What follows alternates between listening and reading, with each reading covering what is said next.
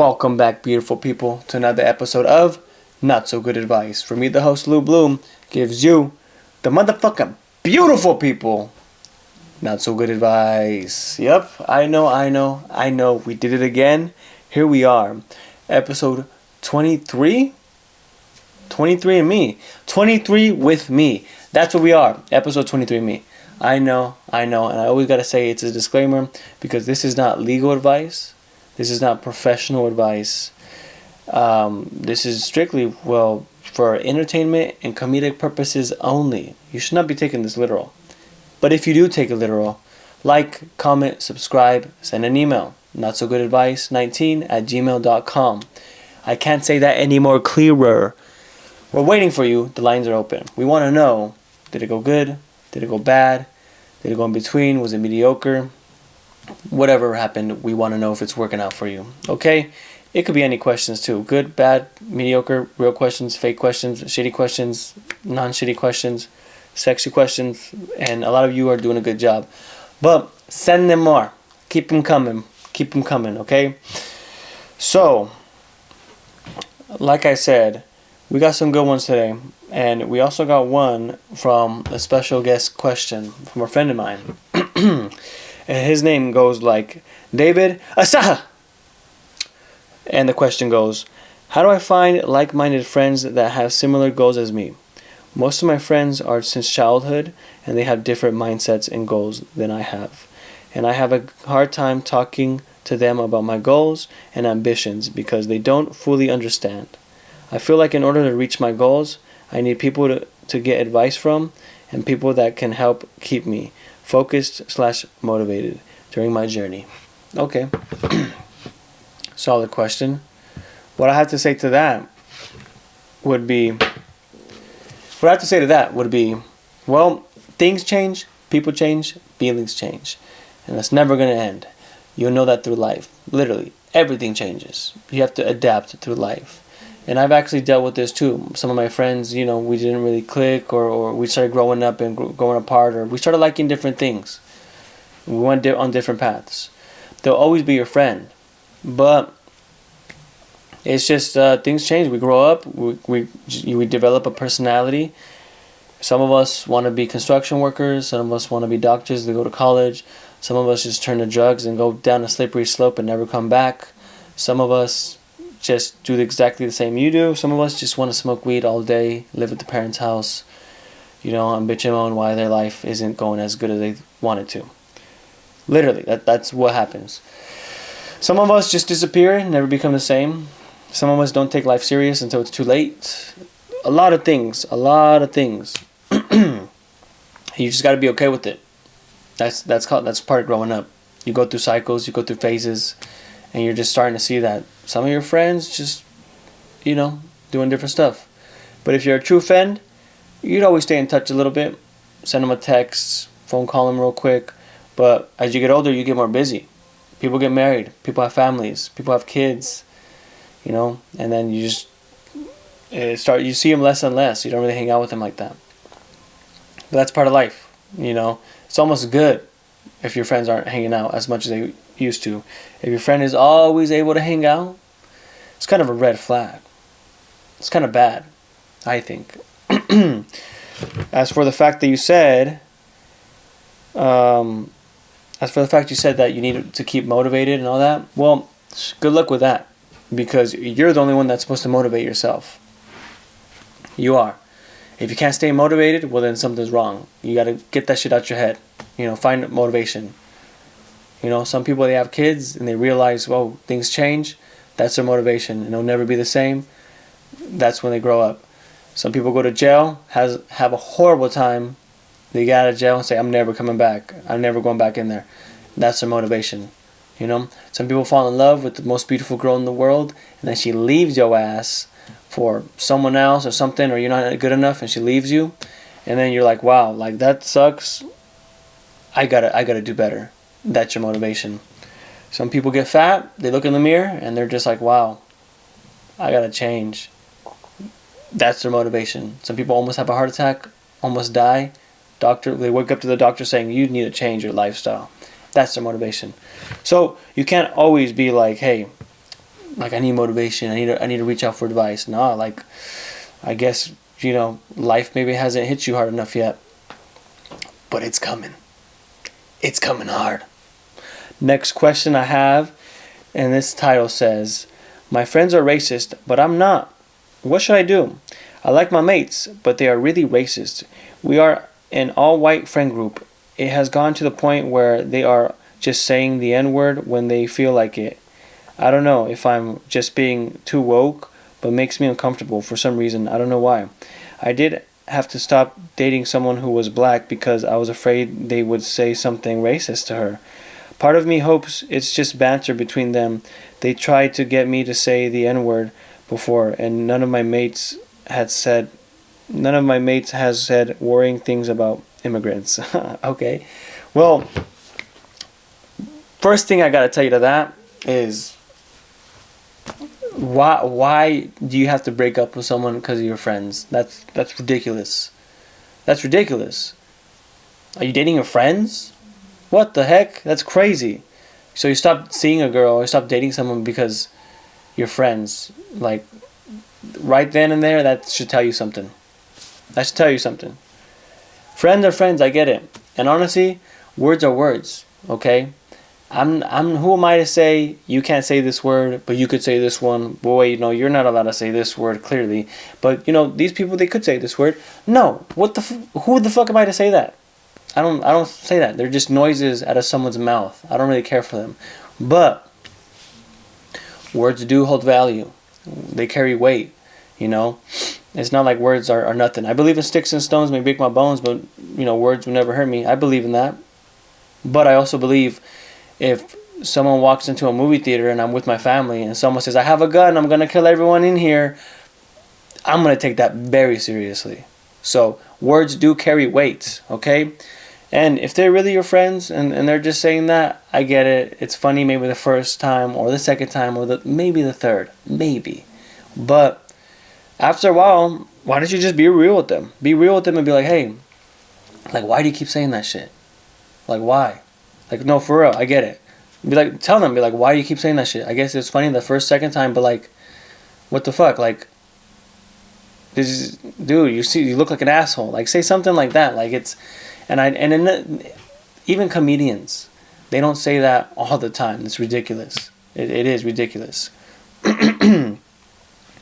Just tell them, be real with them, and be like, "Hey, you say that, and we're in a friend group, and then people are gonna start looking at us, and they're gonna consider us a certain way, and I'm with you, and I'm not like that. So be real with them. Maybe they should, if it's against your belief, they should respect you, and if not, maybe you should love your friends from a distance. It is what it is. I mean, words are words, but for some reason, that word, I say it's the only word that has a sting to it. It's the only word that if it's said, it's like, ooh.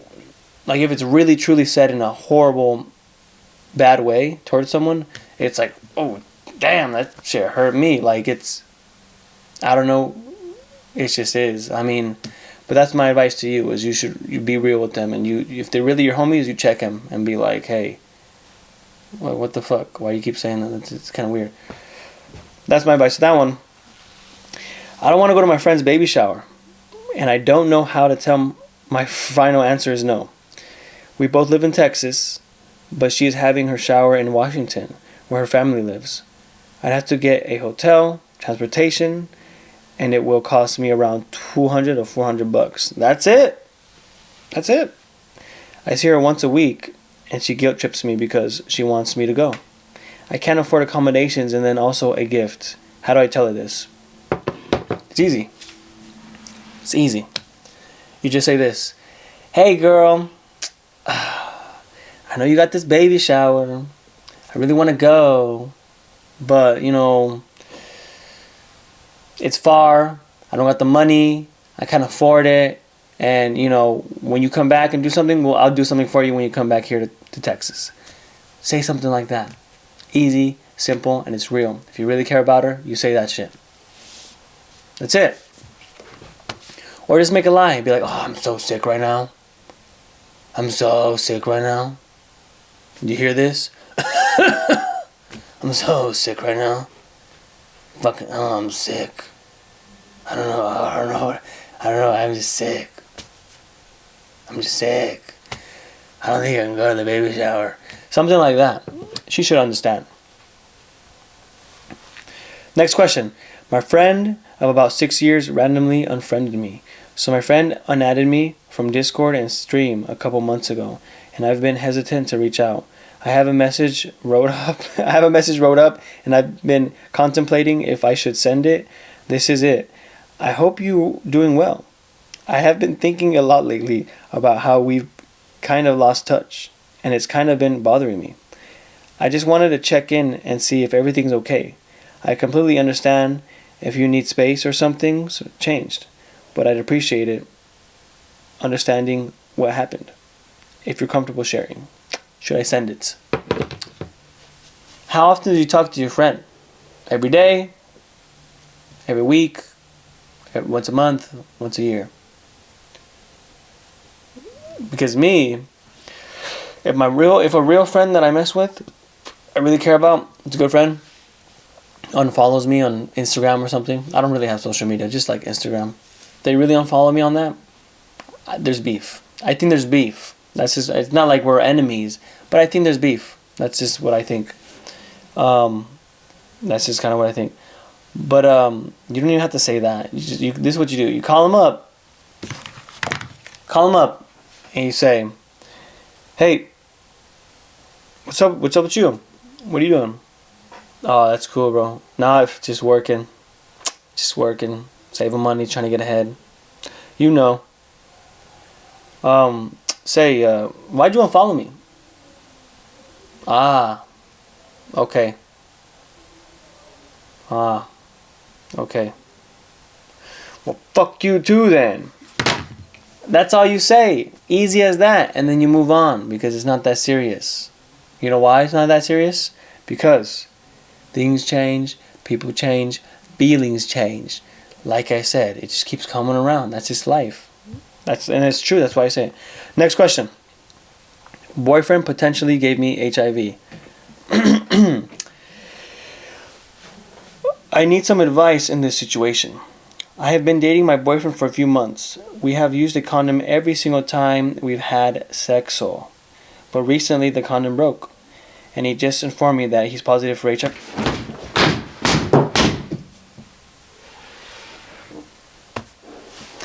Why doesn't he tell you about these things? Why doesn't he tell you about these things?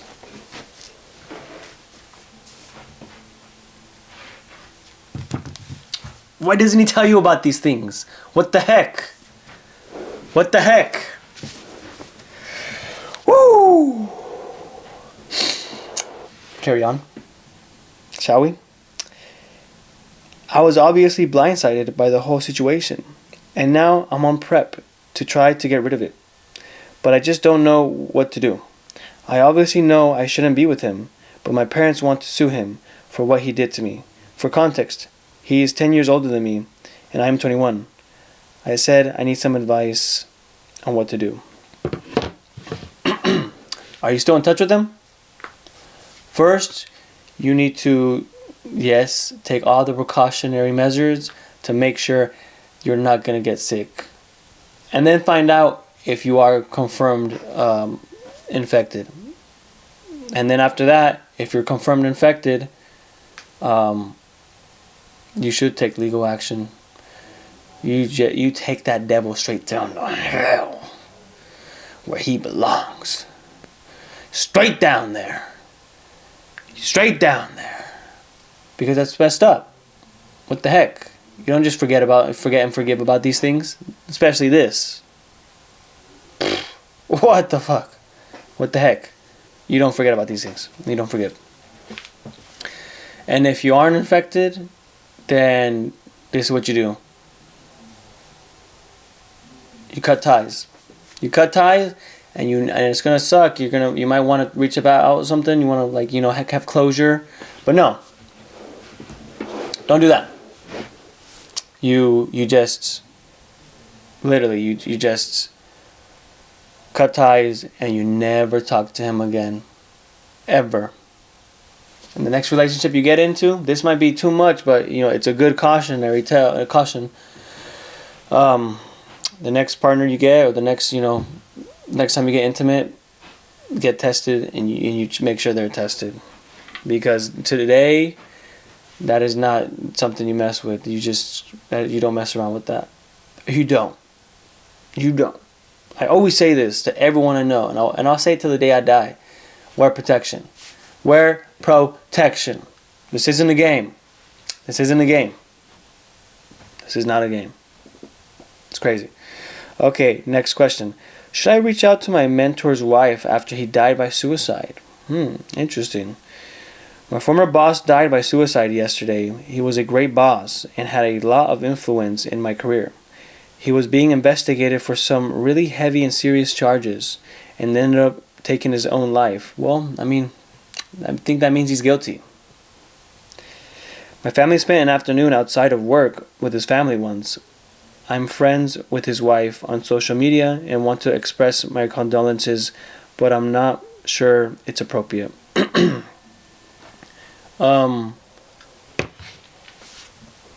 Well, if you really, I don't know how long did you know him? Just a boss. Wow. I don't know how long you've known him, and then I don't know how long you've known his wife, but if you really, really care, and it means a lot to you, just I'd show up to her house, maybe, to talk. I mean, it might be heavy and hard, but I'd show up with maybe some flowers or something, and face to face let her know, hey, I'm sorry for your loss. I really cared for the man too, and even ask to go inside and talk to her a little bit. Maybe comfort her. Talk to her and just have a nice conversation, a moment. Make sure she's okay, and just talk about her and however you feel about him. Just be like, hey, I know that whatever charges, whatever he was being investigated from, but I still cared about him. Thought he was a good man. Unless he's being investigated for something that involves children, then maybe he wasn't a good man. But that's just what I would do probably. Next question. My boyfriend is hurt because I'm not his first, but I'm his first, and I don't know what to do to fix it. I am the first person my boyfriend has been physically with, and it is not the same for me. I had a boyfriend before him, and he is really hurt by this. I have tried my best to make things better, reassure him, and show him that I am committed to him, but I cannot move on. He says that he doesn't want to end things with me and loves me a lot, but thinking about how we don't share the same bond and that I have been physical before him hurts him. Help me out with this. I really don't know what to do, and this affects what I have with him now.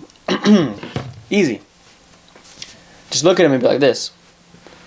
You got a time machine, motherfucker? Didn't think so. Just say that. Or just say something like, too late, motherfucker. Something like that.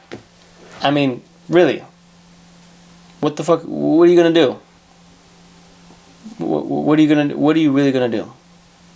I get it. How old are you guys? No age. Well, I hope you guys are like teens, because that's some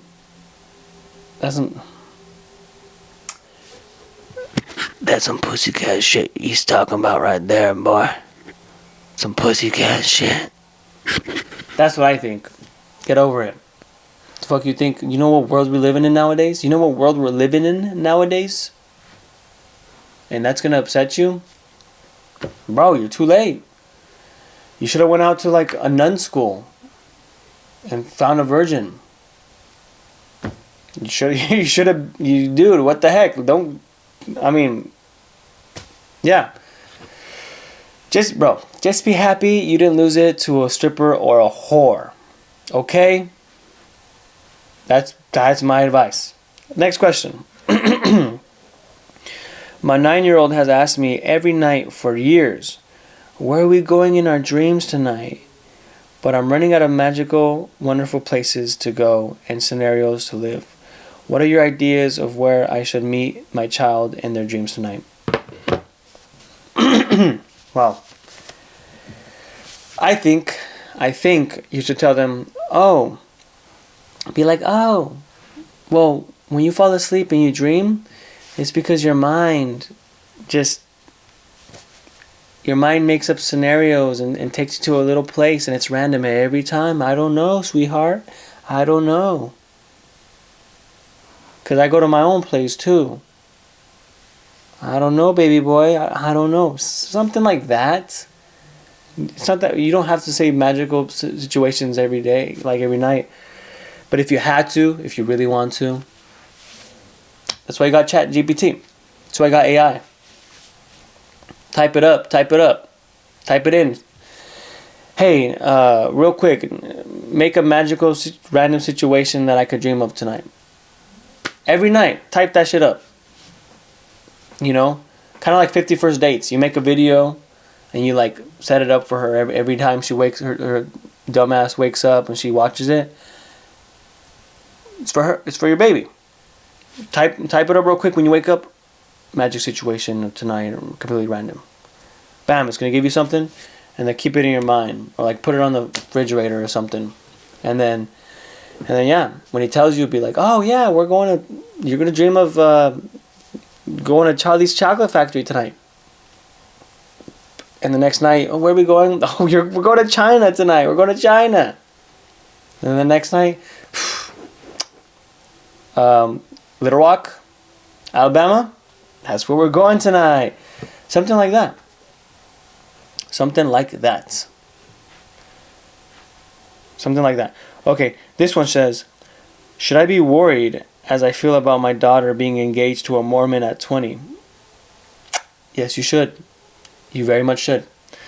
My daughter has known this boy/man for 6 months, tops, and he proposed to her, and she said, hell yeah! He is the same age as her, 20. We never saw this coming. Never? You never saw this coming? Really? I don't know much about the Mormon community, and I'm feeling pretty uneasy about the whole thing. Well, just be happy. He can build her a house. He can build her a house. She'll always have a house to live in. For real. Just be happy that. But we all kind of like have to learn crazy, just hard things when we're young. And this is one of them for your daughter. So I would advise her, just pull it to the side and be like, hey, sweetheart, don't fucking marry that Mormon fuck. Don't. What are you doing? What do you no. Do you see what they do out there with the fucking courses? They don't even drive cars. They don't even use microwaves.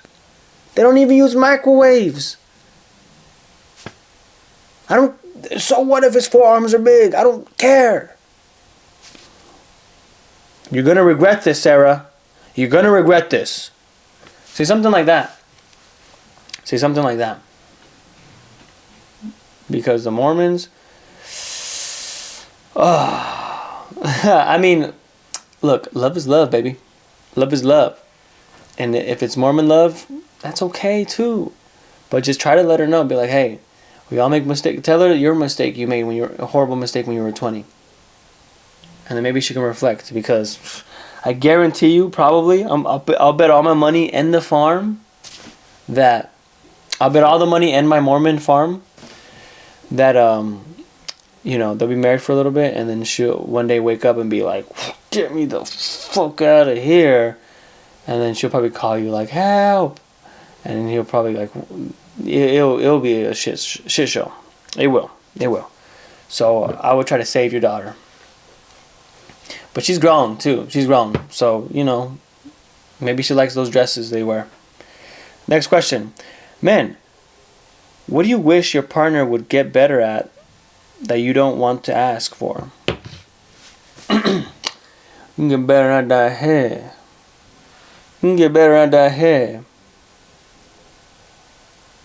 I look at her and I'd be like, hey,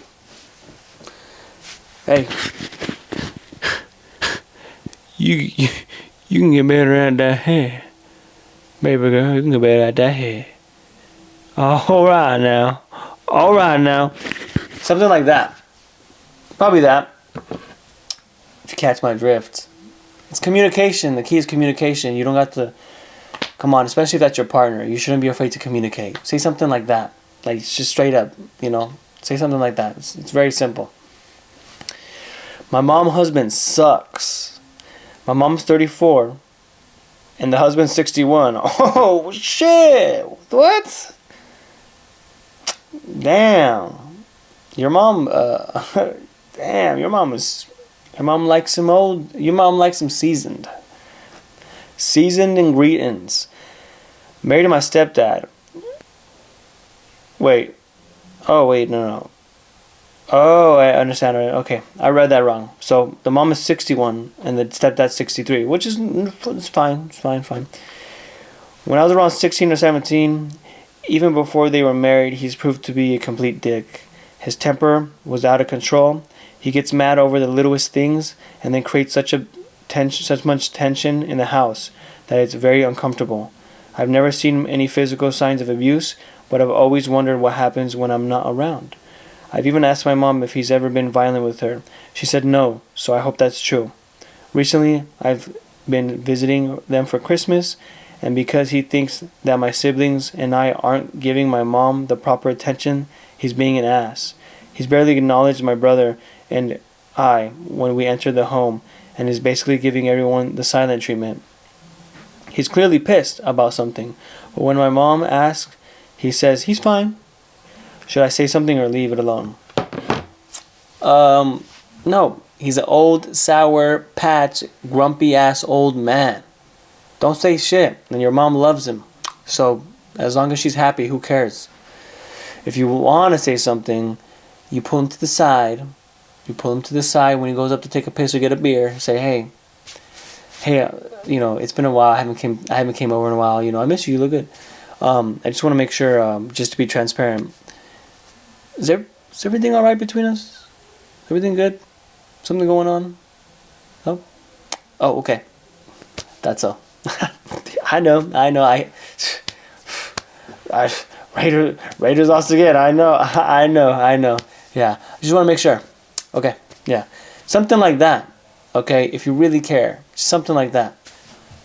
But also like, yeah. I mean, he's old. He's grumpy. He's sour. That just happens in life.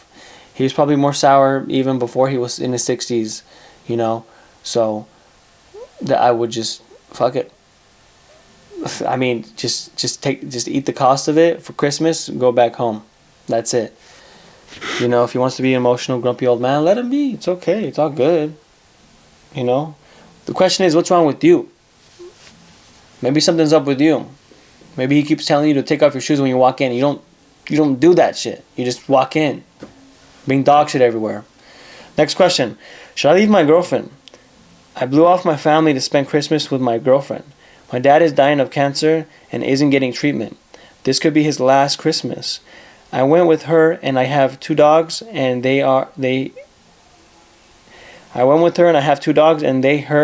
and her family left me. She said they wrote it like this, okay? She said she was only going for an hour. She didn't tell me it was an hour away. She ended up being gone for 5 hours. I spent my Christmas alone. I ate Christmas dinner alone. Wah wah. My feelings are really hurt, and I'm not sure how to handle it. I'm just wondering how you choose your little skanky ass girlfriend over your dying dad. This might be his last Christmas. Like what? What's going on up here? You hear that? What's going on up there? Because if my dad was dying, just family first, motherfucker. Family first. Family first, bro. Like what? Wow. Seriously, wow. You just ditched your dad. Your dad's there in his deathbed, like, okay. Like for real, what the? That's wild. You deserve to be sad. You deserve to be sad and spend Christmas alone. I think that was God giving you a little taste of your own medicine. You know, that was God warming you up to be like, damn, you really did that over your dad? Here. God was like this. Christmas alone. Bam. Christmas alone. And then the real kicker is going to be when God goes like, oh, this is just the beginning. And God brings up his magical hands again and goes, now your dad's dead and you're going to deal with all the guilt. And that's really going to fuck you up. It would fuck you up less if he spent his last Christmas with you, you know, together as a family, because what Christmas is about. But no. He wanted to be with her, the devil. And she didn't even show up. Next question. Should I move out? I'm 23, been living my home my entire adult life. You're only 23. That's not a full, like, you have plenty of adult life left. And frankly, it's getting embarrassing. I initially planned to stay home until my master's program begins in July, but I'm honestly so ashamed of still being at home for another 6 months. I feel like such a loser in comparison to all my friends. Is it worth it to move out now, or should I save up for the next few months? Times are different. This isn't the 50s and 60s where you can work a stupid, labor job and raise a family, a kid, and have a wife and be the only one working and have a house. It's not like that anymore. But if you could afford it, yeah, move out. But I say stack up your bread and then you make a boss move, which is move out. So that's what life's about. Stack up your bread, make a boss move. If it's really killing you, if you really have to do it, yeah, stack up your bread and move out.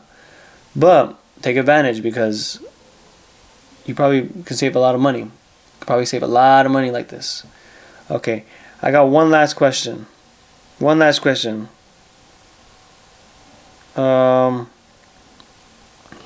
is a fun one.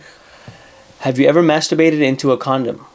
Is this actually a thing, or is this just something guys say when their girlfriend realizes condoms are missing or finds a used condom, etc.? Yeah. You don't? You haven't done it ever? Yeah, it's clean, no mess, already comes with lubrication, and then when you're done, you can make a balloon animal out of it.